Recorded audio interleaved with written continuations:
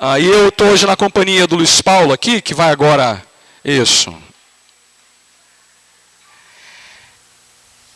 Vamos prosseguir com a nossa exposição na carta de Paulo aos Gálatas. Essa noite eu quero que você abra a Bíblia em Gálatas 3 e nós consideraremos os versos de 6 a 9. Gálatas 3, do verso 6 ao verso 9. Quero que você abra aí e inicialmente vamos ler a passagem, depois então o pastor quer expor esse texto e também aplicá-lo ao nosso coração nessa noite. Vamos fazer assim, irmãos. Você abre, lê comigo e mantém o texto aberto, para que a gente possa depois voltar a ele e então entender o que temos aqui nessa passagem e nessa altura da carta de Paulo aos Gálatas. Gálatas 3, de 6 a 9, é dito assim: é o caso de Abraão, que creu em Deus, e isso lhe foi imputado para a justiça.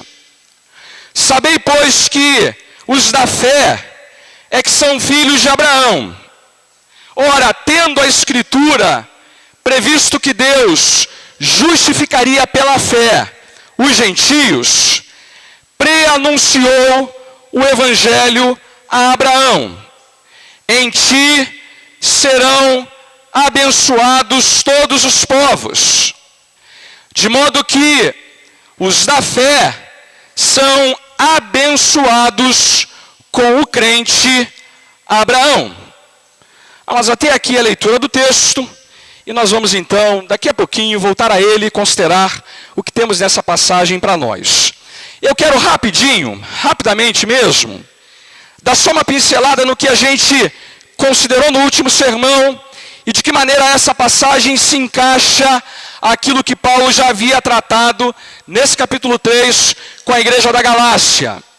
Se é de se lembrar rapidinho que essa igreja foi instituída, plantada pela pregação do apóstolo Paulo. Ele vai nessa região, mantém lá contato com algumas pessoas que se convertem e elas então fundam uma igreja. Essa igreja começa a sofrer ameaças de falsos mestres que começaram a ensinar para eles um evangelho diferente daquele que Paulo havia lhes ensinado. O evangelho desses falsos mestres, chamados de judaizantes, dizia que para alguém ser cristão de verdade, um cristão pleno e completo, não bastava ter aceito aquele Jesus oferecido pelo apóstolo Paulo. O evangelho da graça de Deus, que confere salvação ao pecador exclusivamente pela fé em Cristo, que é o evangelho pregado pelo apóstolo Paulo, não é o bastante. Você também tem que virar judeu, tem que se circuncidar, tem que observar a dieta judaica, tem que guardar a lei, porque do contrário você não é cristão. Paulo então escreve essa carta aos Gálatas, primeiro para protegê-los dessa interferência, dessa influência má dos falsos mestres. E ao mesmo tempo, Paulo está boquiaberto, eu vou usar essa expressão aqui, estupefacto, está embasbacado com o que está acontecendo. Ele não consegue entender como é que aqueles irmãos da igreja da Galácia se deixaram seduzir por aquela versão falsa, espúria, aquela versão antiquada, menor do evangelho pregado por aqueles falsos mestres. Há esse tom de urgência, esse tom de perplexidade na mente e no coração do apóstolo Paulo. No capítulo 3, ele denuncia essa postura insensata dos cristãos da Galácia. Porque essa é a palavra que aparece aqui no início, a gente já falou disso. Ele está denunciando a insensatez dessa mudança que está acontecendo na igreja da Galácia. Olha, vocês foram alcançados pelo evangelho da graça de Deus, pela fé em Cristo, e agora vocês estão desprezando esse evangelho em troca de algo que não é evangelho, coisa nenhuma. Vocês estão sendo insensatos. E ele, para denunciar essa insensatez, usa basicamente dois argumentos. O primeiro que a gente viu na semana retrasada. Ele denuncia a insensatez, apelando para a experiência dos próprios irmãos da igreja da Galácia. Em outras palavras, o que ele faz é o seguinte: olha, avaliem o que Deus já tem feito na vida de vocês, com base na pregação pela fé que eu realizei entre vocês. Vocês já não receberam o Espírito Santo de Deus pela pregação da fé? Vocês já não foram alcançados pelo favor e pela graça de Deus pela fé? Deus já não está operando milagres e maravilhas na vida de vocês através da pregação pela fé?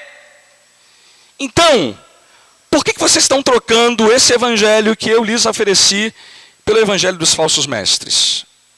Se vocês tivessem olhado um pouco para a experiência de vocês, se vocês tivessem comparado aquilo que eu lhes dei pela graça de Deus com aquilo que esses falsos mestres estão oferecendo, vocês veriam que não há vantagem nenhuma. Que vocês voltariam a ser escravos de uma religiosidade que não traria benefício algum além daquele que vocês já receberam pela fé no Senhor Jesus. Então o primeiro exercício que ele faz é estabelecer esse contraste que fica claro quando eles param para observar a própria experiência deles. Então, amados, Paulo começa denunciando a insensatez como esse argumento que apela para a experiência passada na vida dos próprios crentes da Galácia.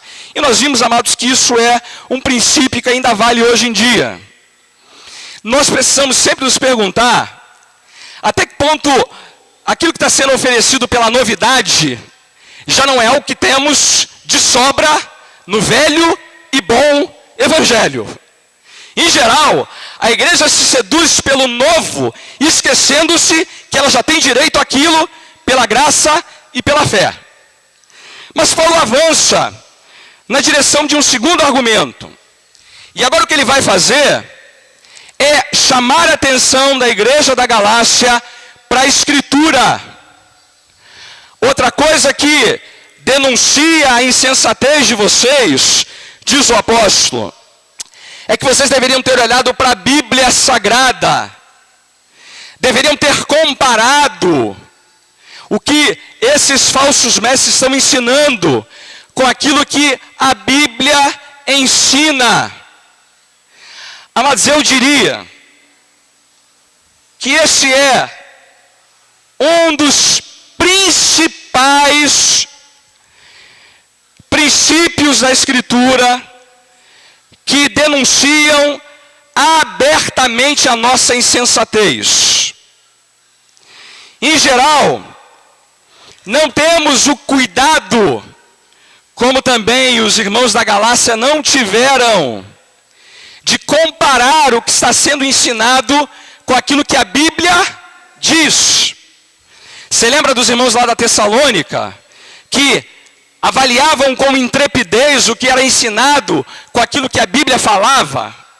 Paulo está dizendo assim: o problema de vocês é que vocês não compararam, e vocês deveriam ter comparado o que essa gente está ensinando com aquilo que a Escritura diz. Digo mais, o meio que vocês deveriam ter usado para esse fim não foi usado e, portanto, vocês foram enganados, estão sendo enganados. E ele, amados, vai fazer isso do verso 6 até o final do capítulo 3. Até o final, no verso 29. Toda essa passagem aí, Paulo vai usar esse princípio. Comparar o Velho Testamento, que a Bíblia ensinava no Velho Testamento, com aquilo que ele havia ensinado para a igreja, a fim de tentar mostrar para os cristãos da Galácia que a insensatez deles foi resultado da falta de comparação entre o que se ensinava por esses falsos mestres e o que o Velho Testamento apontava. Ele vai primeiro começar chamando a atenção para a vida de Abraão. Depois ele vai falar da lei e vai terminar relacionando o papel da lei e a pessoa de Cristo. Como eu me conheço bem, eu não vou conseguir dar conta de tudo isso num sermão só. E se eu começasse a tentar falar de tudo isso só hoje, eu me empolgaria e você ficaria aí dormindo como jovem lá. E talvez acontecessem coisas que eu não pudesse resolver, né? Então eu vou tentar desmembrar o argumento do apóstolo em 3 momentos. Vamos começar falando do caso de Abraão. Depois a gente vai falar um pouquinho da lei e da maneira como a lei nos conduz a Cristo. A incompreensão desses fatos fez a igreja da Galácia se confundir, se enganar. E eu espero, amados, que a gente também não deixe jamais de entender que o Velho Testamento o tempo todo está falando do Evangelho, pela graça de Deus, que salva o pecador exclusivamente pela fé em Jesus. Que não há, em momento algum da Escritura, um outro Evangelho que vá além desse. Não há espaço para a ideia de que o crente pode ser salvo pelas obras da lei, pela observação dos ritos judaicos, ou pelas obras da carne, ou pela religiosidade, ou por qualquer coisa que tenhamos que colocar no lugar de Cristo. A pregação do Evangelho não remonta apenas ao tempo dos apóstolos. Ela tem a ver, inclusive, com o próprio Abraão. É isso que Paulo vai defender para a gente nesses 3 versos, melhor, nesses 4 versos, 6, 7, 8 e 9, do capítulo 3 de Gálatas. Então ele começa o argumento dele dizendo assim: é o caso de Abraão. E eu não quero me delongar nisso, mas vamos lembrar quem foi Abraão. Eu vou tentar contar aqui a história da vida de Abraão rapidinho. E me ocorre agora que a gente hoje foi votar, né? A gente não, porque eu não votei, eu voto no Rio, e no Rio não teve segunda eleição. Mas aqui em Nova Iguaçu vocês foram votar. Não precisa me dizer quem você votou, irmão. Não é essa a minha pretensão aqui. Mas eu lembro que alguns candidatos, que mesmo não tendo ganho a eleição, ficam na memória, no imaginário popular, né? Eu lembro de alguns deles. Por exemplo, meu nome é Enéas. Qual era o número dele, irmão?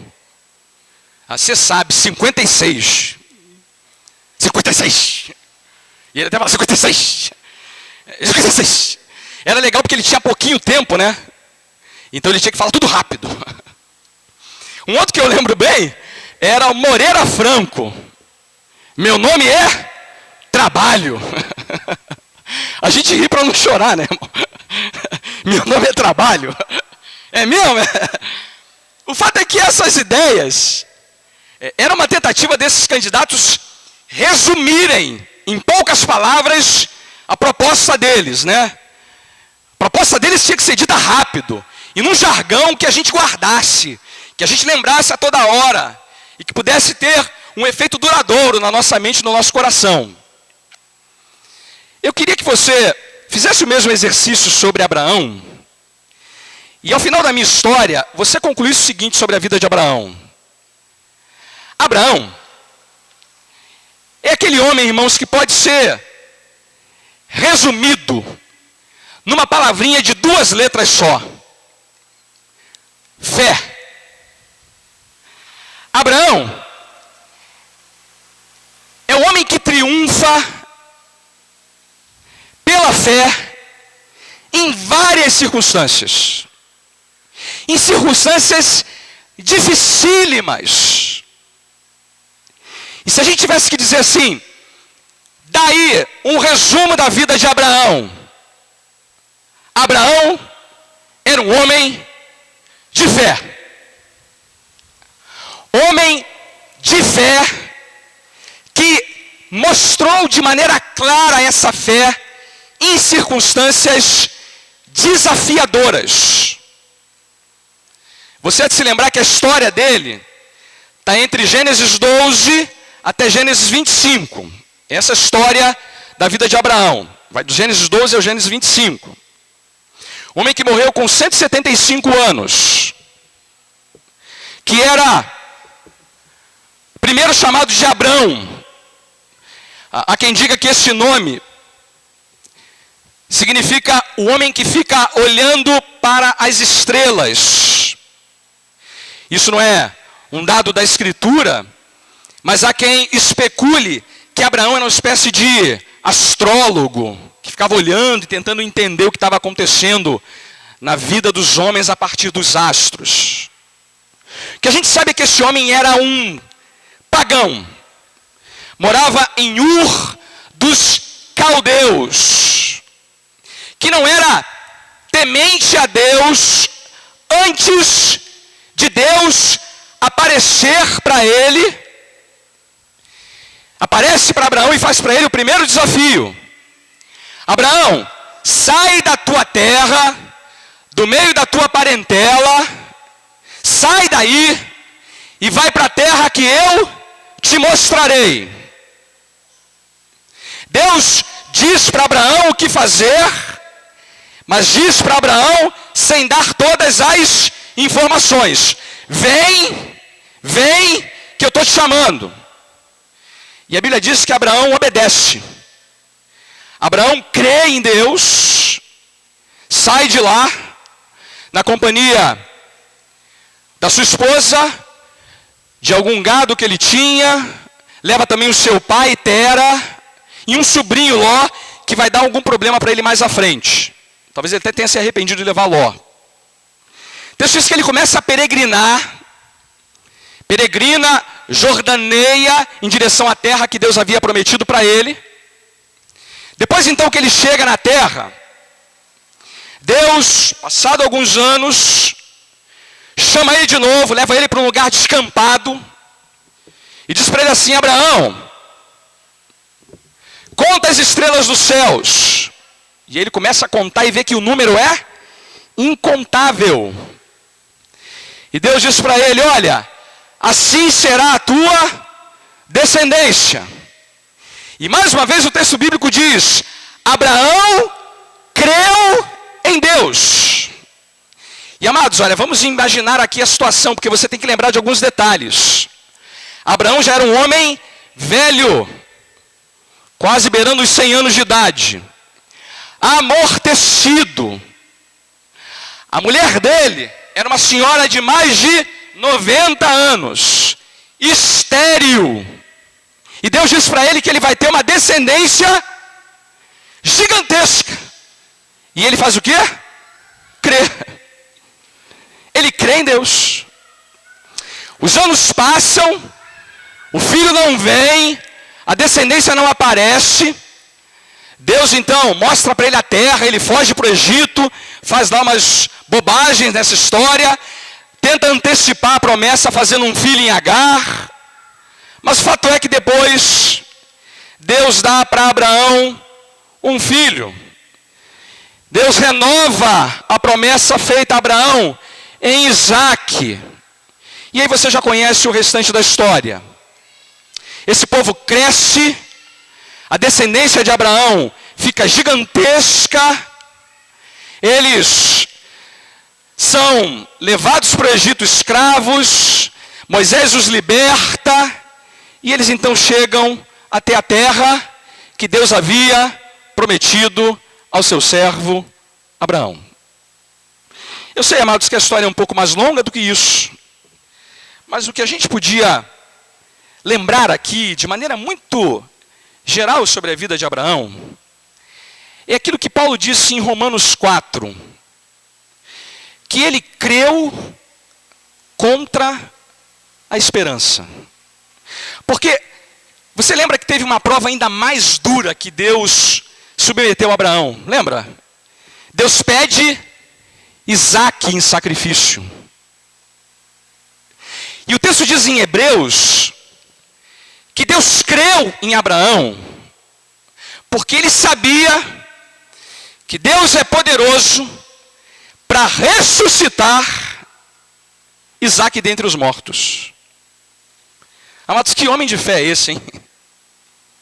Vai ter fé assim lá na China. Ou vai ter fé assim lá em Ambaí. Então ele quer chamar atenção para o exemplo desse homem.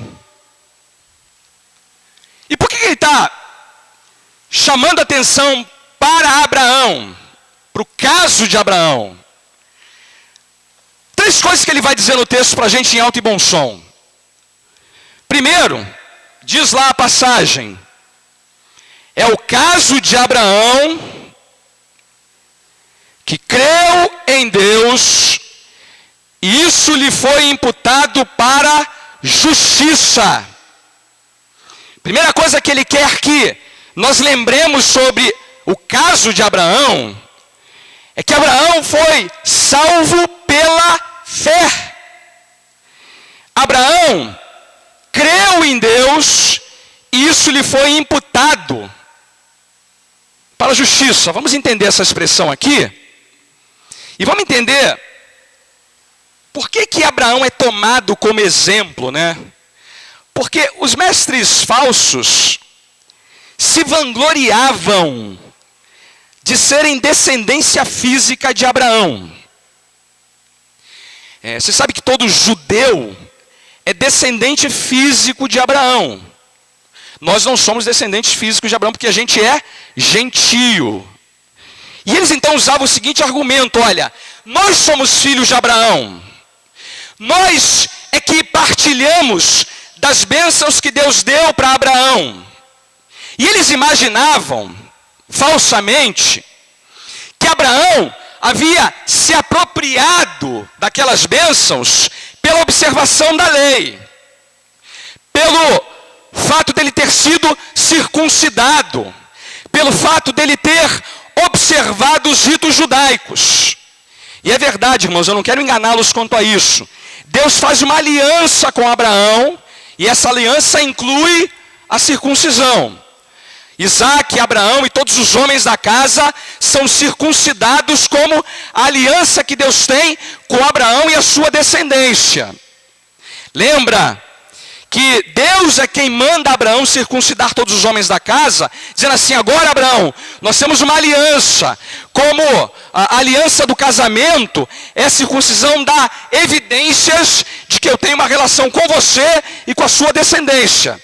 Mas Paulo lembra no texto, que antes dessa aliança, antes da circuncisão, antes de qualquer rito, de qualquer observação que aqueles falsos pudessem usar com relação ao caso de Abraão, antes disso, Abraão foi salvo porque ele creu em Deus e isso lhe foi imputado por justiça.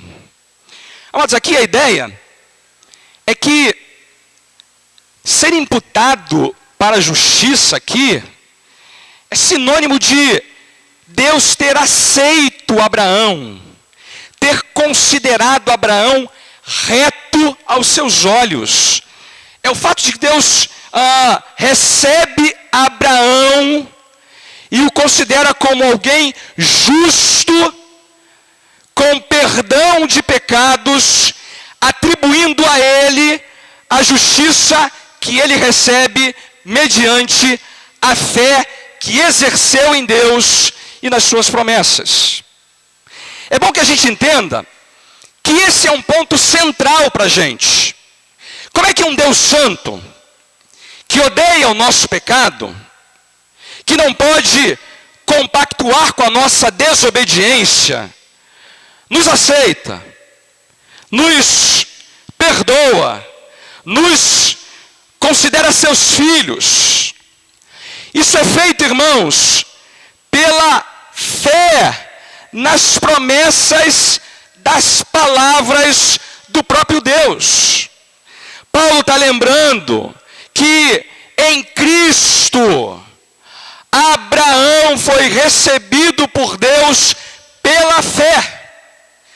É bom que você lembre que essa expressão aqui, isso lhe foi imputado para a justiça, é que Deus colocou na conta de Abraão a justiça que ele não é capaz de providenciar para Deus por conta própria e que lhe foi dada graciosamente em Cristo. Eu sei que você pode pensar, mas pastor, Abraão viveu muito antes de Jesus. Você lembra que uma vez Jesus disse assim para os seus contemporâneos: Abraão viu o meu dia e se alegrou. Aí eles falam assim, mas como é que pode Abraão ter visto o teu dia de você só tem 30 anos de idade? Ele está falando do que, irmãos? Dessa fé que Abraão já exerceu em Deus, mesmo antes do nascimento do Messias. Quando Deus fala assim para ele, em ti serão abençoadas todas as famílias da terra, ele está falando de Cristo. É uma referência ao descendente que virá, o Senhor Jesus.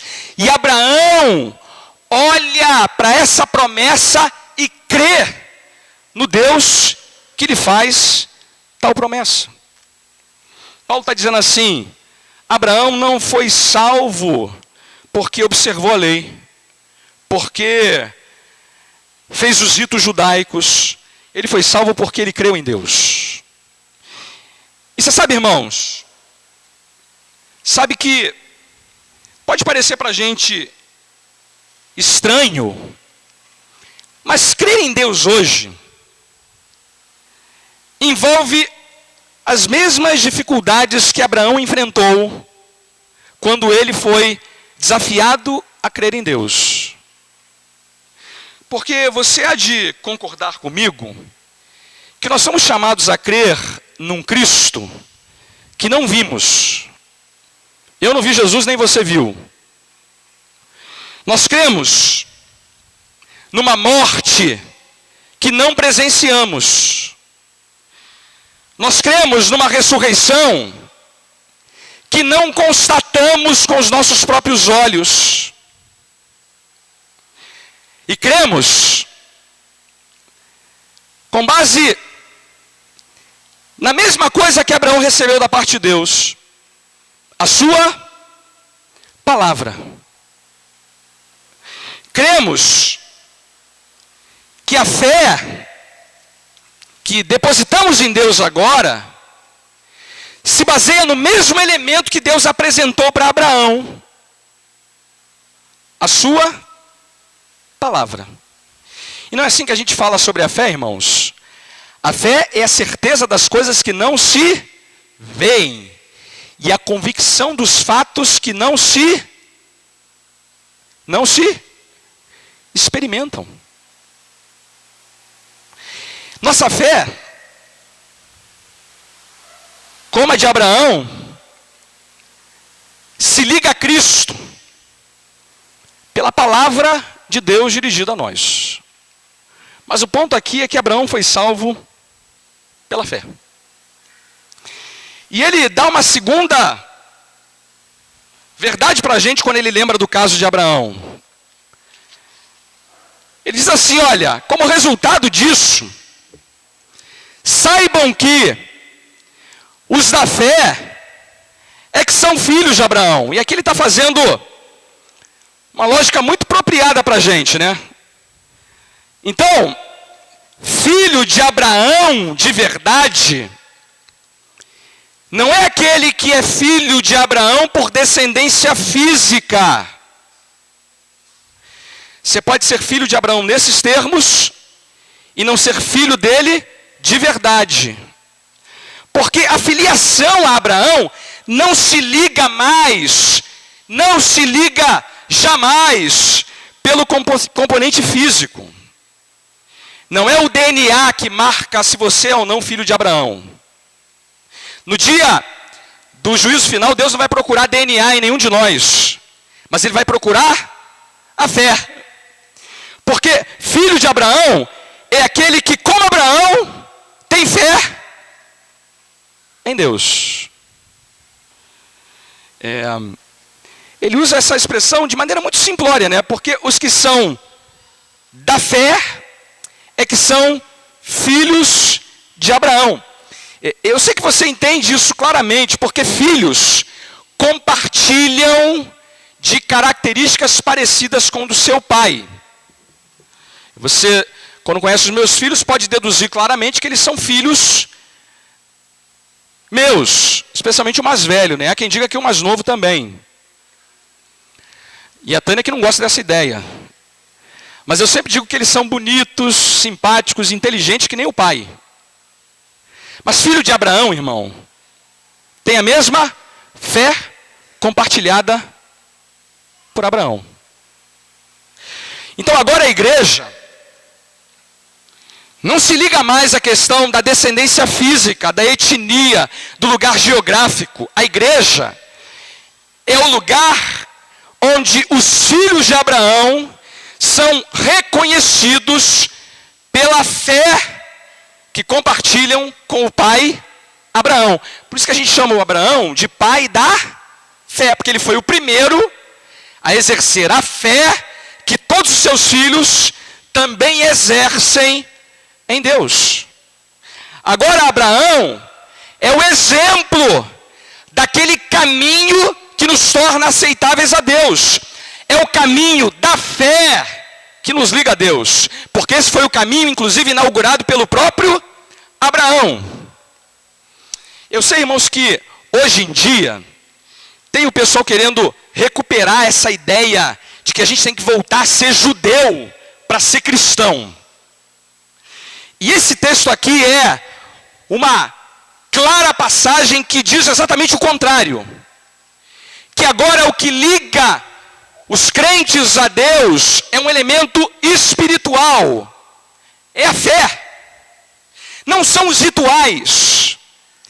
Não é a circuncisão. Não é a lei. Não é o pastor. Não é a participação efetiva no culto público. É a fé, irmãos.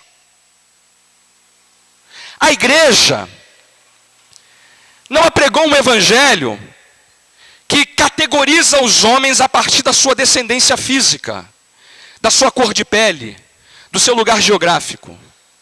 Diz que o caminho que nos liga a Deus é o caminho da fé. E não há outro caminho a não ser o caminho da fé. E quem exerce a fé que Abraão exerceu é filho dele também. E aqui, irmãos, olha, eu quero desfazer uma ideia que às vezes aparece. Tem gente que fala assim: ah, mas os judeus serão levados a crer no evangelho de uma maneira especial, como se Deus tivesse com eles um tratamento diferenciado, e nós fôssemos o plano B. O plano B porque não deu certo o plano A, e aí o plano B passou a ser o plano que Deus introduziu para resolver a rejeição dos judeus. Nada disso se estabelece quando a gente olha esse versículo 7. Agora, quem é filho de Abraão de verdade, não é quem é descendência física dele. É quem exerce a mesma fé em Deus que ele exerceu. E o terceiro ponto é o que vai do verso 8 ao verso 9. É uma outra conclusão que ele tira. Ora, tendo a Escritura previsto que Deus justificaria pela fé os gentios, preanunciou o evangelho a Abraão. Veja, há duas coisas importantes aqui. Paulo vai agora citar, Gênesis 12. Essa passagem aí, em ti serão abençoados todos os povos, é uma referência a Gênesis 12, verso 2. Depois, se você quiser comparar, faça isso. Mas veja, primeiro ele diz assim: ora, tendo a Escritura. Na verdade, quem falou isso para Abraão foi quem? O próprio Deus. Para Paulo, a Escritura e a palavra de Deus são a mesma coisa. Quando Deus fala, ele fala pela Escritura. Você percebe que para Paulo, palavra de Deus e Escritura são a mesma coisa. É nisso que a gente crê, irmãos. O que temos aqui é a palavra de Deus. A Escritura é Deus falando com a gente. E Paulo diz assim: olha, o que Deus disse para ele lá é a Escritura. Porque a Escritura é a palavra de Deus. E o que Deus antecipou para Abraão? Antecipou o Evangelho. Mas o Evangelho só não vai aparecer no Novo Testamento? Não, irmãos. O Evangelho está lá no Velho Testamento também.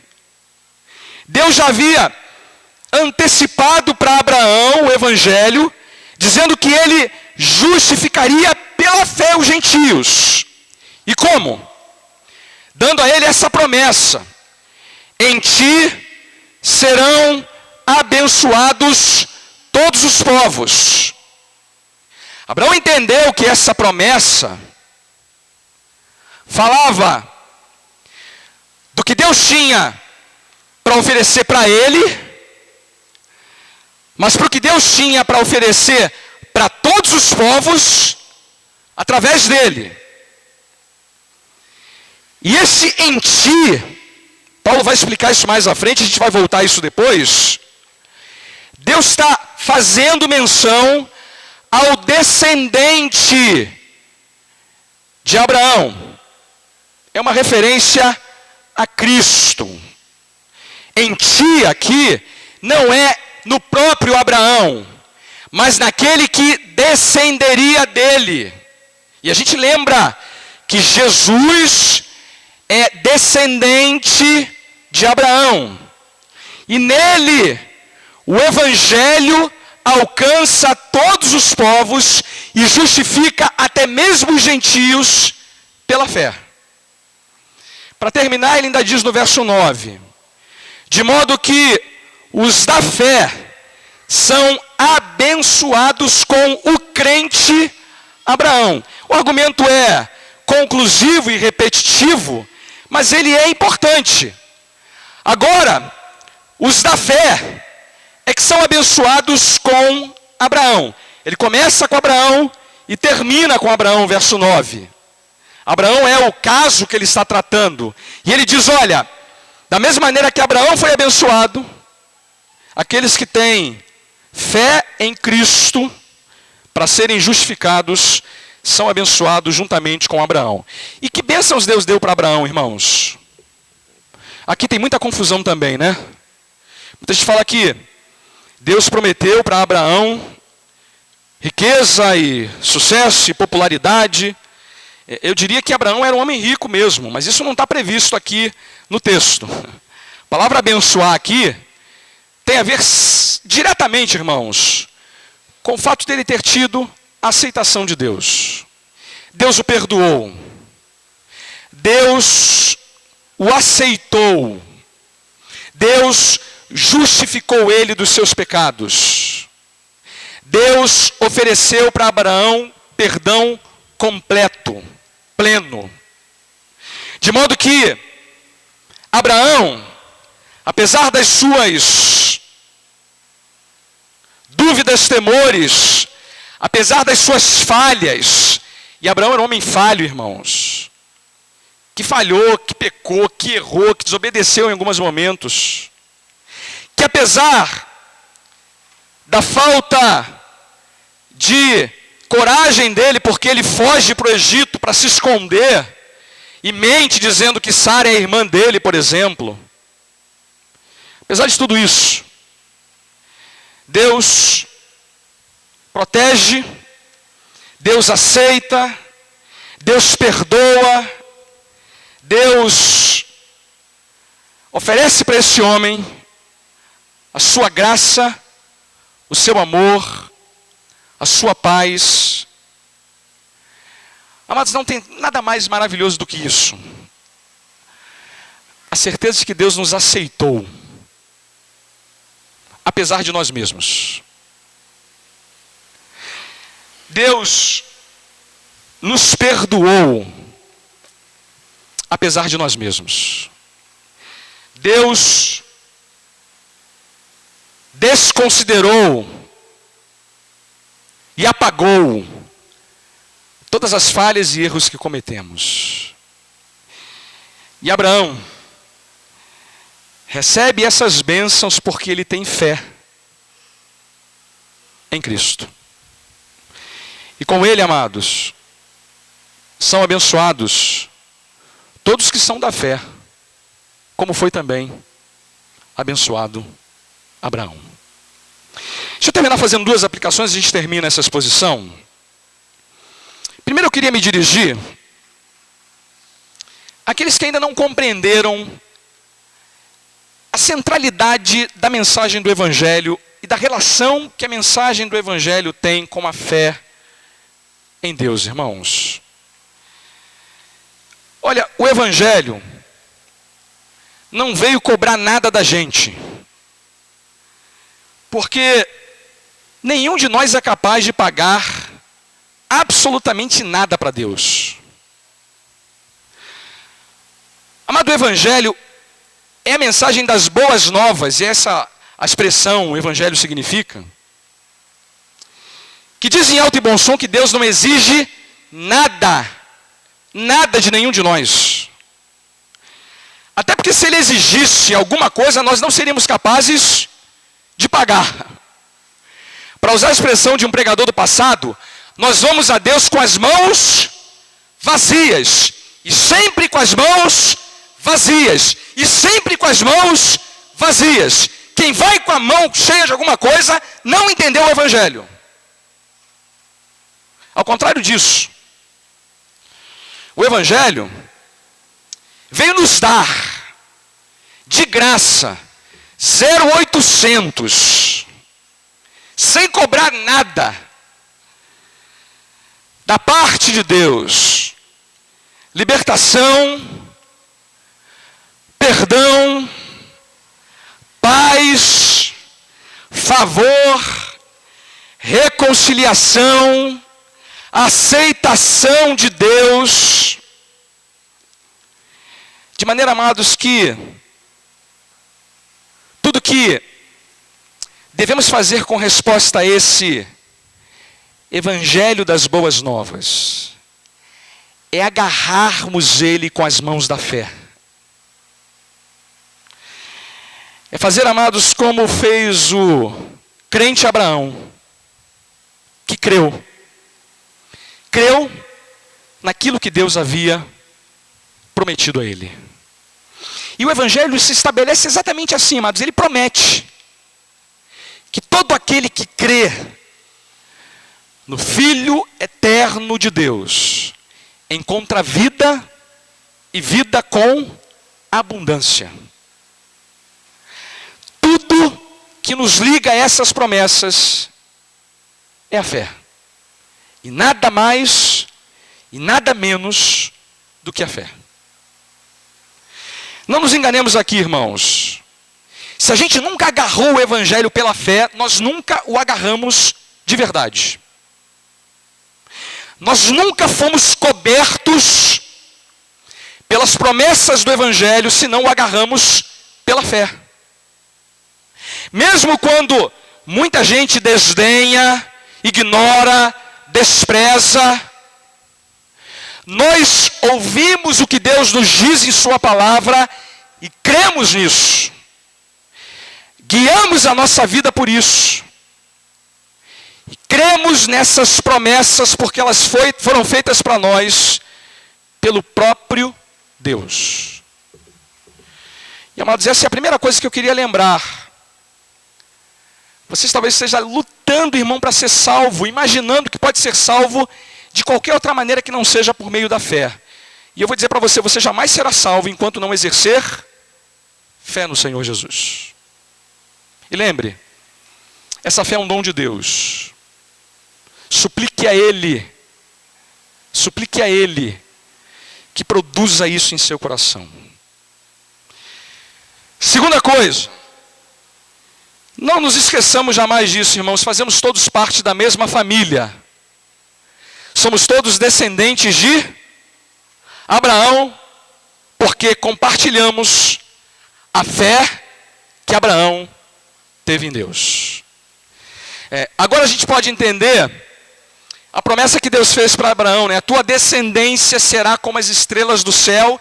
Numa outra passagem ele diz, como os grãos da areia. Já parou para pensar, irmãos?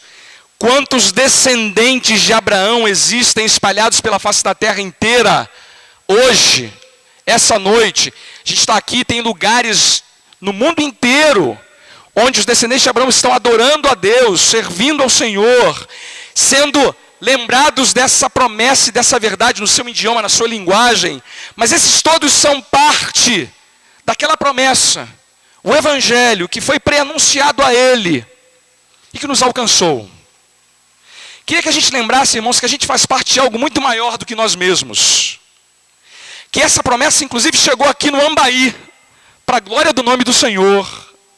E que eu e você não precisamos de nada mais além da fé que teve o nosso pai Abraão para fazer parte dessa família que foi justificada pela fé no Senhor Jesus. Lembre, amados, que Deus tem o seu povo, sempre o terá. Esse povo é reconhecido como aqueles que, como Abraão, pela fé, aguardam as promessas feitas a nós pelo Evangelho do Senhor. Louvado seja o nome do Senhor. Amém, irmãos? Feche seus olhos. Pai,